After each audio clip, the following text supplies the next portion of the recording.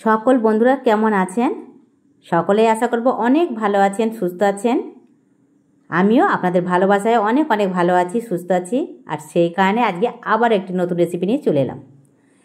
ইডলির কথা নিশ্চয়ই অনেক শুনেছেন, কিন্তু সেই ইডলি যদি একটি দুর্দান্ত টেস্টিফুল খাবার হিসাবে তৈরি করা যায় তাহলে কেমন হয়। সকাল বিকালে নাস্তা, বাচ্চাদের টিফিন, বড়দের অফিস, যে কোনো সময় আমাদের কিন্তু নাস্তার প্রয়োজন হয়।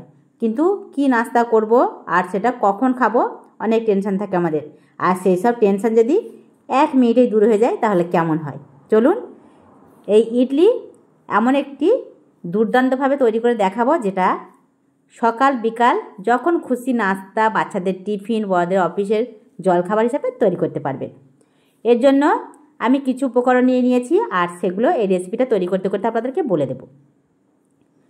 আমি এখানে 250 গ্রাম সুজি নিয়েছি, দই নিয়েছি প্রায় 150 গ্রাম মতো, কাঁচামরিচ, ধনিয়া পাতা, ক্যাপসিকাম, গাজর, টমেটো, পেঁয়াজ, ঘি, তেঁতুল আমি একটু জল দিয়ে মাখিয়ে রেখেছি, সাদা তিল নিয়েছি, মুগ ডাল নিয়েছি 1 চামচ মতো, লবণ নিয়েছি, সাদা লবণ, লাল লবণ দুটোই নিয়েছি, আর নিয়েছি কালো সরিষা আর ভুট্টার দানা নিয়েছি। চিলি ফ্লেক্স আমি অল্প পরিমাণে নিয়েছি, সেটা আমি রেসিপিটা তৈরি করতে করতে সব কিছু আবারও বলে দেবো ক্লিয়ারভাবে। প্রথমে আমি এই সবজিগুলো রেডি করে নেব। এই সুজি এটা আমি এখন রেখে দেব, এগুলো ধীরে ধীরে আমি তৈরি করব। সকল বন্ধুকে অনুরোধ করব সঙ্গে থাকুন আর ভিডিওটা দেখতে থাকুন, তাহলে পারফেক্টভাবে এই ইডলি তৈরি করতে পারবেন। আমি একটি বড় সাইজের ক্যাপসিকাম নিয়েছি, সবটা নেব না, আমি অর্ধেকটা নেব, কারণ আমি একটু অল্প পরিমাণে তৈরি করব। আপনারা যদি বেশি পরিমাণে তৈরি করেন তাহলে পুরোটাই নিতে পারেন। এই ক্যাপসিকামগুলো আমি খুবই ছোট ছোট করে কেটে নেব। এই ইডলি তৈরি করতে গিয়ে প্রত্যেকটা সবজি কিন্তু একদমই ছোট ছোট করে কেটে নিতে হবে। এই কারণে এই ক্যাপসিকাম আমি একদমই দেখুন টুকরো টুকরো করে নিচ্ছি ছোট্ট ছোট্ট আকারে, তাহলে এগুলো খুব সহজেই সিদ্ধ হয়ে যায় আর মুখের মধ্যে একদমই মিশে যাবে। এই ইডলিটা যদি একবার তৈরি করে খেয়ে দেখেন, আশা করব গ্যারান্টি সহকারে বলতে পারি এই রেসিপিটা বারবার আপনাদের তৈরি করে খেতে ইচ্ছা করবে, আর খুবই সহজভাবে এই রেসিপিটা তৈরি করতে পারবেন। এই কারণে প্রত্যেককে অনুরোধ করব যে একবার অন্তত এটা তৈরি করবেন আর খেয়ে দেখবেন। ভালো লাগার পর কমেন্টে জানাবেন যে আপনাদের কেমন লেগেছে। ক্যাপসিকাম আমি কেটে নিয়েছি, আর গাজর সেটাও আমি একদমই ছোট্ট ছোট্ট করে কেটে নেব। ক্যাপসিকাম, গাজর, টমেটো, আপনাদের কাছে অন্য কোনো সবজি থাকলে সেগুলোও দিতে পারেন, কিন্তু ইডলিতে এই ক্যাপসিকাম, গাজর, টমেটো এই সবজিগুলো কিন্তু দারুণ লাগে খেতে, এই কারণে এগুলো আমি ব্যবহার করেছি। আর নিয়েছি একটি পেঁয়াজ, পেঁয়াজটা কিন্তু খুব বড় নিইনি, মাঝারি আকারে নিয়েছি, আর এটা ঠিক একই সবজির মতো ছোট ছোট আকারে কেটে নেব।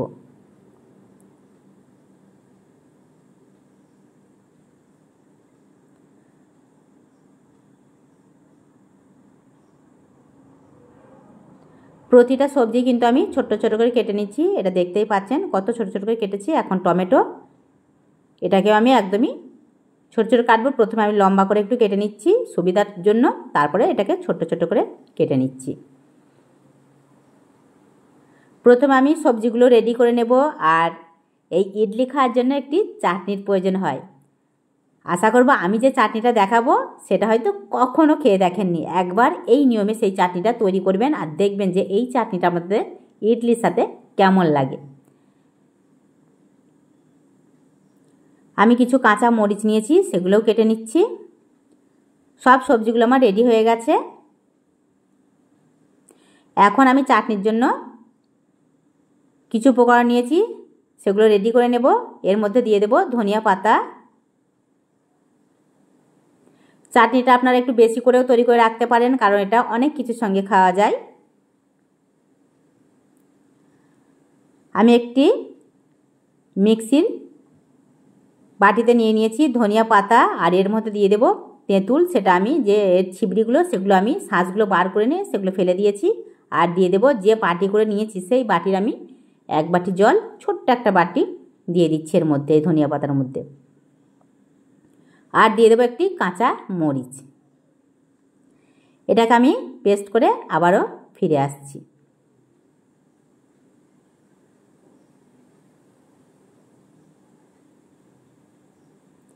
এটা পেস্ট করা হয়ে গেছে। এটাকে আপনাদের খুলে দেখাচ্ছি এটা কতটা পাতলা আছে। আর দেখতেই পাচ্ছেন এই দেখুন কতটা পাতলা। এটা কিন্তু একদমই টাইট নেই, পাতলা আকারে হয়েছে।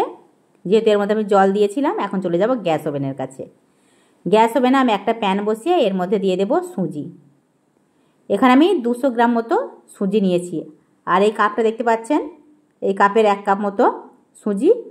এটা আমি একদমই গ্যাসের ফ্লেমটাকে লোতে রেখেছি। আর 1 মিনিট মতো এটাকে একটু নাড়াচাড়া করে নেব। আর এর মধ্যে দিয়ে দেব কাঁচামরিচ, যেগুলো আমি ছোট্ট ছোট্ট আকারে কেটে রেখেছিলাম, সেটা আমি এর মধ্যে দিয়ে দেব। আর এই সুজির সঙ্গে আমি 1 মিনিটটাকে নাড়াচাড়া করে তারপর এটাকে নামিয়ে নেব। এটা কোনো রকমভাবে যেন লাল না হয়ে যায়, পুড়ে না যায়।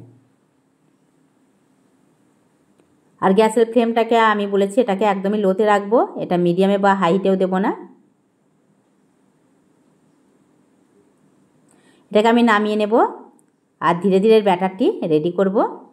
এই দেখুন আমি এটা একটা পাত্রের মধ্যে নিয়ে নিয়েছি। আর এর মধ্যে অ্যাড করব সবজি, ক্যাপসিকাম, পেঁয়াজ, গাজর, টমেটো, সব সবজি আমি ধীরে ধীরে এর মধ্যে দিয়ে দিয়েছি। এটাকে একটা আমি চামচের সাহায্যে মাখিয়ে নিচ্ছি। দেখুন এই সবজিগুলো দেওয়ার পর কি দুর্দান্ত লাগছে এটা দেখতে। আর যে রেসিপি দুর্দান্ত দেখতে লাগে সেটা কিন্তু খেতেও তার প্রতি রুচি আসে আর টেস্টফুল হয়।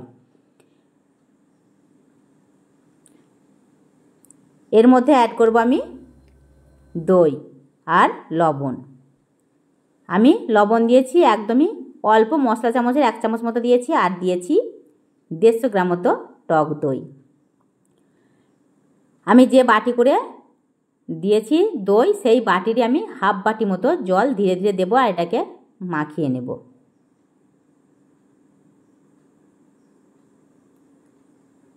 খুব ভালোভাবে এটাকে মাখিয়ে নিতে হবে। আর একটু পাতলা রাখতে হবে, কারণ এটা যখন আমি রেস্টে রাখবো তখন এটা কিন্তু সুজিটা একটু টাইট হয়ে যাবে। এর মধ্যে দিয়েছি আমি 2 চামচ মতো চিলি ফ্লেক্স। চিলি ফ্লেক্সটা কিন্তু অবশ্যই দেবেন।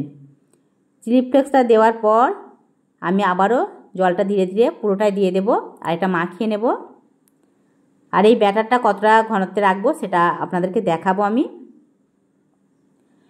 এটা দেখুন আরও একটু জল লাগবে এর মধ্যে, সেই কারণে আবার একটু আমি জল দিয়ে দিচ্ছি। আমি বলেছি এই বাটির হাফ বাটি মতো জল দিয়েছি। যে বাটি করে আমি দই দিয়েছি মেপে 150 গ্রাম, সেই বাটিগুলো আমি জল দিয়ে এটাকে রেস্টে রেখে দিচ্ছি। আর চলে যাব গ্যাস ওভেনের কাছে। গ্যাস ওভেনে আমি তৈরি করে নেব একটি চাটনি। আর এর সঙ্গে ইডলি খেতে দুর্দান্ত লাগে। এর মধ্যে দিয়েছি আমি সাদা রিফাইন অয়েল দিয়েছি হাফ চামচ। আর দিয়েছি কালো সরিষা আর সাদা তিল দিয়েছি 1 চামচ মতো। গ্যাসের ফ্লেম কিন্তু লোতে রেখেছি, তা না হলে এই সরিষা পুড়ে যাবে আর চাটনি কিন্তু একদমই ভালো লাগবে না। এর মধ্যে দিয়ে দিচ্ছি আমি চিনি। এর মধ্যে আমি ছোট্ট যে মশলার বাটিগুলো হয় সেই বাটির হাফ বাটি মতো চিনি দিয়েছি। চিনিটা কিন্তু আপনারা চাইলে পরে দিতেও পারেন, আমি এর মধ্যেই দিয়েছি যেহেতু গ্যাসের ফ্লেমটাকে একদমই লোতে রেখেছি। আর এখন দিয়ে দেব যে ধনিয়া পাতা আর তেঁতুল গোলার যে জলটা রেখেছিলাম পেস্ট করে, সেটা এর মধ্যে দিয়ে দিয়েছি।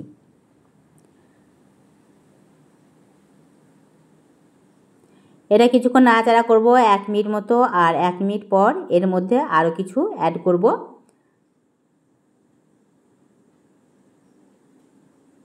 এই চাটনিটা যে কি অপূর্ব খেতে হয় সেটা আপনাদের বোঝাতে পারবো না। এর জন্য অবশ্যই তৈরি করতে হবে আপনাদেরকে। এর মধ্যে দিয়েছি আমি মশলা চামচের হাফ চামচ মতো লাল লবণ।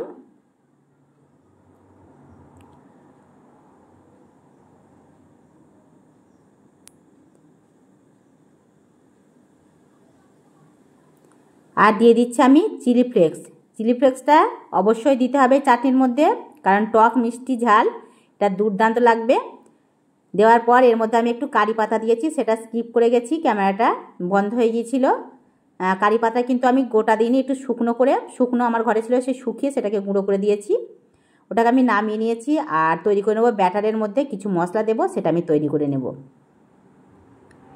এর মধ্যে দিয়েছি আমি ছোট্ট একটা চামচে 2 চামচ মতো ঘি। আর দিয়ে দিয়েছি ভুট্টার দানা, যেগুলো আমি একদমই পুরোপুরিভাবে সিদ্ধ করে রেখেছি। আর 1 চামচ মতো দিয়ে দিচ্ছি মুগ ডাল। এটি খুব ভালো করে ঘিয়ের মধ্যে একটু নেড়েচেড়ে ভেজে নেব। এর মধ্যে দিয়ে দিচ্ছি আমি কারি পাতা, যেটাকে শুকনো করে রেখেছি, সেটা আমি এর মধ্যে দিয়ে দিচ্ছি। এর মধ্যে যেটা আমি তৈরি করেছিলাম মশলাটা সেটা আমি এর মধ্যে দিয়ে দিচ্ছি। এটা ভালোভাবে মাখিয়ে নেব খুব সুন্দরভাবে। দেখুন খুব ভালোভাবে কিন্তু মাখিয়ে নিয়েছি। আর চলে যাব আমি গ্যাস ওভেনের কাছে। এটা পুরো রেডি হয়ে গেছে এই ব্যাটার। গ্যাস ওভেনের কাছে চলে এসেছি আর গ্যাস ওভেনে বসিয়ে দিয়েছি একটি ইডলি প্যান। খুব সামান্য পরিমাণে তেল লাগে এর মধ্যে কোনো অয়েল লাগেই না, খুবই সামান্য, একদমই মানে 1 চামচও লাগে না, হাফ চামচেরও কম আমি একটু নিয়ে প্রত্যেকটাতে দিয়ে নিয়েছি ব্রাশের সাহায্যে আর দিয়ে দিচ্ছি চামচের সাহায্যে এই ব্যাটারগুলো। দেখুন 1 চামচে কিন্তু এটা পুরোপুরি ভর্তি হয়ে যাচ্ছে আর প্রত্যেকটাতে আমি এই চামচের মাপে দিয়ে দিচ্ছি। সবগুলো আমি ধীরে ধীরে দিয়ে দিয়েছি। গ্যাসের ফ্লেমটাই কিন্তু লোতে রাখতে হবে। প্রথমে আমি একটু লো টু মিডিয়ামে রেখে যখন এই ব্যাটার দিয়েছি তখন লোতে দিয়ে দিয়েছি, তারপরে এটাকে লোতেই থাকবে, এটাকে আর মিডিয়াম বা হাইটে দেব না। এটাকে 1 মিনিট ঢাকনা দিয়ে রেখেছিলাম আর 1 মিনিট পর আমি স্টিক বা চামচ যে কোনো জিনিস আপনাদের হাতের কাছে যেটা থাকবে সেটা সাজিয়ে উল্টে দিতে পারেন। আমি আপনাদের দুটোই দেখিয়েছি। চামচ স্টিক উল্টে দেওয়ার পর আবার এটাকে আমি 1 মিনিট ঢাকনা দিয়ে রেখে দেবো। এটা 2 মিনিট সময় লাগবে। এটা হতে প্রায় 2 মিনিট সময় লেগেছে আমার। আর ঢাকনাটা খুলে আপনাদেরকে দেখাচ্ছি এটা কতটা সুন্দরভাবে হয়েছে। দেখুন একদম পারফেক্টভাবে ইডলি তৈরি হয়েছে। আপনাদের গ্যারান্টি সহকারে এই জন্যই আমি বারবার বলছি যে বলতে পারি যে এই নিয়মে, একই নিয়মে যদি তৈরি করেন তাহলে কিন্তু আপনাদের ইডলিগুলো পারফেক্ট হবে আর দুর্দান্ত লাগবে খেতে। সবগুলো আমি রেডি করে নিয়েছি আর খাওয়ার জন্য পুরো তৈরি। দেখুন কি দুর্দান্ত লাগছে এই ইডলিগুলো। আর দেরি করবেন না আমার প্রিয় বন্ধুরা, অবশ্যই একবার আমি যে নিয়মে করেছি সেই নিয়মে তৈরি করুন আর খেয়ে দেখুন যে আপনাদের কেমন লাগে। আশা করব একবার যদি আপনারা তৈরি করেন বারবার কিন্তু আমার এই নিয়মে আপনারা ইডলি তৈরি করতে থাকবেন। কতটা সফট হয়েছে, একদম নরম তুলতুলে। আর এটা ভীষণই পুষ্টিকর, কারণ এর মধ্যে নানা রকম সবজি দেওয়া আছে। এই কারণে বলবো এই নিয়মেই তৈরি করবেন আর খেয়ে দেখবেন।